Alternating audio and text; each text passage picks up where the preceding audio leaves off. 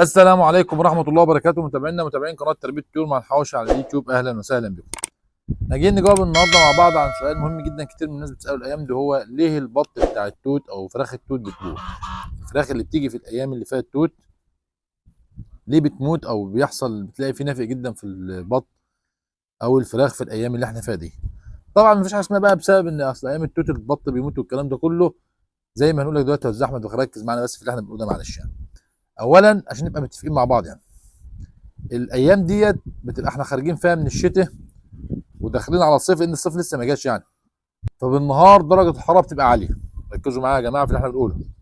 درجه الحراره بتبقى بالنهار ايه؟ عاليه. ماشي. وبالليل درجه الحراره بتبقى منخفضه. فالناس حاطه في دماغها ان خلاص بقى انا مظبط البطه او مظبط الفراخ، قايد لهم لنده حمراء اي حاجه اللي هي الكتاكيت الصغيره يعني. فانا مظبطهم ان درجه الحراره دلوقتي لكن الجو حر، لا الجو حر بالنهار لكن بالليل ساقع. فانا بشغل النور معايا او التدفئه او التحضير في الفتره دي ازاي؟ انا بستغنى عن اللنده الكبيره. طبعا احنا كنا شغالين في الشتاء اللنده الكبيره، كل الناس عارفه الكلام ده. ابتدينا نشغل دلوقتي ايه؟ اللنده الصغيره. وباجي بالليل اقوم جاي مغطي عشان اخليها تحبس الحراره وتزود الحراره شويه فالبط يفضل دافيان. والدليل على الكلام اللي احنا بنقوله ده بقى ايه؟ عشان الناس بس تستدل ان البط بيموت نتيجه ايه؟ انت بتنام او تصحى الصبح تلاقي البط مات، لكن طول النهار البط كويس. اللي ده البط كان طول النهار كويس، ما كل درجه الحراره اللي هو بيتعرض لها بالنهار كويسه دافيان، هو ما فيش فيه مشاكل. فطول الليل بيبرد، اللي هي الفتره من واحده لغايه الساعه 4 ولغايه بعد الفجر درجه الحراره بتنزل، فبالتالي البط ده بيبتدي يموت، او الفراخ او الكتاكيت اللي انا بحضنها بتموت. فابتدي انا اعمل شغل اللي احنا اتكلمنا فيه قبل كده في فيديوهات مع بعض. ركز معايا يا استاذ احمد. اللي احنا عملناه قبل كده في فيديوهات او اللي احنا اتكلمنا فيه كله مع بعضه ايه، واحنا نبتدي نشتغل عليه. زي انا دلوقتي ابتدي احضن او ادفي على لنده صغيره مكان اللنده الكبيره، وبالنهار انا مدفي على اللنده. باجي بالليل بقفل نص قفل لو انا مربي في مكان رطب والكلام كويس، بحيث ان انا اشوف الطيور قدامي او الفراخ او البط منتشر. تاني حاجه ممكن اشتغل على التحصينات اللي احنا اتكلمنا عنها. انا برضه ممكن يكون البط مثلا لا قدر الله جاي فيه مشاكل في الكبد، فاذا قلنا قبل كده ممكن اشتغل تحصينات اللي هي عسل اسمر، محلول جفاف، مع مضاد حيوي استقبال، كوليستين، اوكسي، اي حاجه انت موجوده عندك اشتغل عليها. الثلاث حاجات دول كويسين جدا. ممكن برضه نعمل اللي احنا قلنا عليه قبل كده برضه، زي اللي هي صنت الكلور مع صنت الخل مع صنت العسل، نديهولهم قبل ما يكون. وده بس انا بفضلها في ما يكون الايه، البط جاي متحضن. انا مثلا محضن بط وجايبه لك، وانت مشتري البط متحضن من عند حد، نزلت السوق وجبت البط، انت جبتيه قبل ما تحطيه عندك وتسيبيه في البيت، ابتدي اعملوا له السقوه دي، صنت كلور على صنت عسل على صنت خل، مش هيضروا في اي شيء خالص.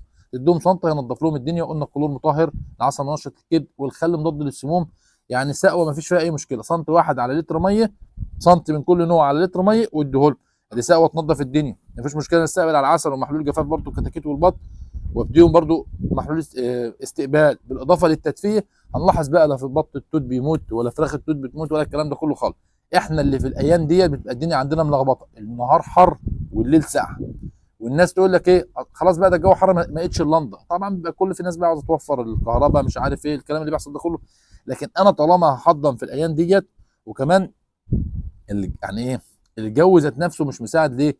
بتلاقي فيه بقى تيارات هواء وجايبه من الشرق للغرب وده حتى الجو ده بيبقى فيه حتى في المزارع ربنا يعافينا، بيبقى فيه انتشار كبير جدا للامراض. فانا على قد ما بقدر احاول اظبط الاماكن اللي عندي اللي هحضن على البط او الفراخ، واتفادى الامر ده ان انا بحط تحصيناتي بالترتيب زي ما قلنا لكم، او ان انا بقى ايه استغنى عن التربيه في الايام دي خالص واريح مثلا الشهر ده ما اجيبش فيه اي حاجه خالص، وانضف المكان واطهر واعمل الكلام ده كله عشان ما يحصلش نافق في الحاجات اللي بتحصل عندي واعمل. واغلبيه الناس بتبقى شغاله على كده.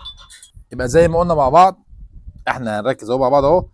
احنا موضوع ان بط التوت او فراخ التوت بتموت نتيجه ايه؟ ان انا ذات نفسي ما بحضنش الفراخ او البط كويس.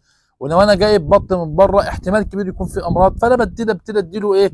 اللي هي السقوه، سنتي كلور على سنتي خل على سنتي عسل. وقلت لكم ان ده واحد من اللي مربين البط قايلين عليها بتظبط الدنيا مع البط كله قبل ما تحطه عندك، وباذن الله تظبط الدنيا والدنيا تبقى تمام، وتحافظ على التربيات اللي عندك سواء بقى كانت طالعه لك او الكلام ده كله. لان في كتير من امد البط بسم الله ما شاء الله راقد وبيطلع ناس يقول لك البط اصلا ما دفتوش.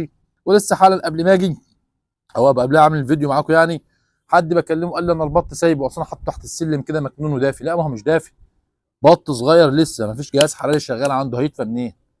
فاهمين يعني الكلام واضح. لازم احنا نركز ان الطيور تبقى، لازم انا ادفلهم المكان عشان ما يحصلش عندهم مشاكل وارجع اقول ده البط او الفراخ بتموت مني.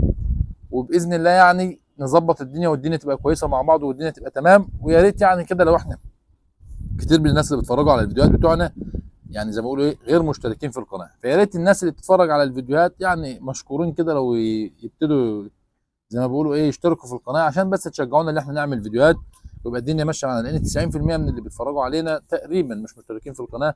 واحنا برضو راضيين بال 10% اللي موجودين يعني والمشتركين مفيش اي مشكله خالص، بس برضو يعني ايه دعمكم هيساعدنا ان احنا نعمل فيديوهات وافكار جديده باذن الله. ولو عجبكم الفيديو هنعمل لايك وشير على الفيسبوك وتابعونا على قناه تربيه الطيور مع الحواوشي على اليوتيوب.